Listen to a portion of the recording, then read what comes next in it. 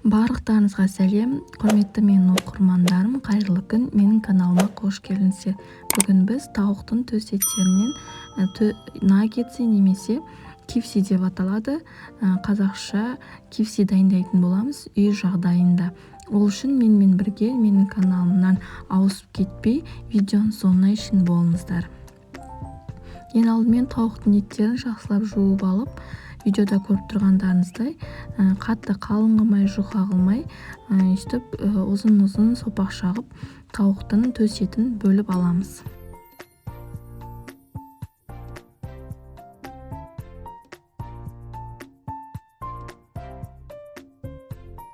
Еттеріміздің барлығын бөліп турап алдық. Енді дәмдеуіштерін қосамыз. Бұл жерде тұз, қызыл, қара ащы бұрыш және паприка. Паприканы көптеу себеміз дәмін жақсы қылып, қызыл түс беретін болады. Енді оның үстіне соя тұздығын құйып аламыз. Көп құймаймыз, бір ас қасықтай құйсақ жетеді, бір жарым. Оның үстіне аз ғана бір 3 ас қасық шығатын суымызды қойып, жақсылап араластырып, 30 минутқа холодильникке салып қоямыз.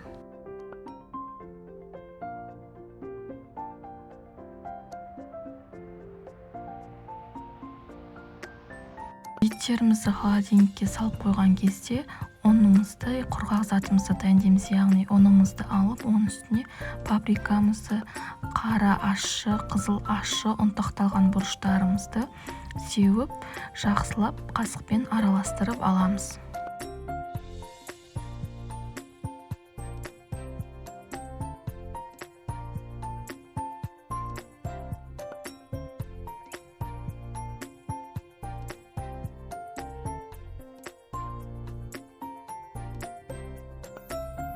Барлығын араластырып алдық. Енді етімізді алып, бір кесеге мұздай су құйып аламыз.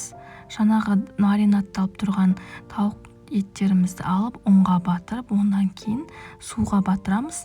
Қайтадан ұнға батырып, майымызға салып қуырып аламыз. Осылай бір жеке-жекеден алып қуыруға болады.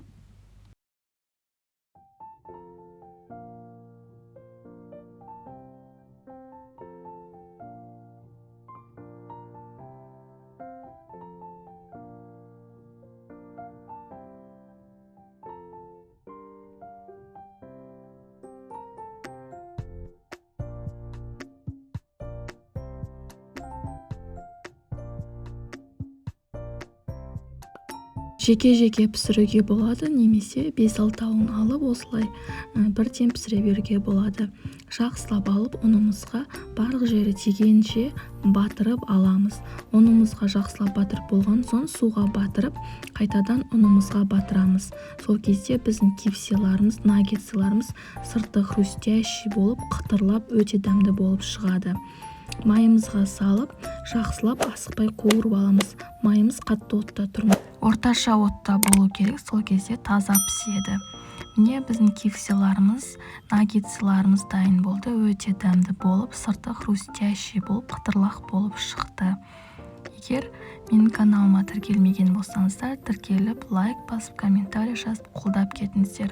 Көріп тұрғандарыңыздай, ішінің бәрі толық піскен, өте дәмді болып шықты. Сіздер де жасап көріңіздер. Келесі видеода жолыққанша.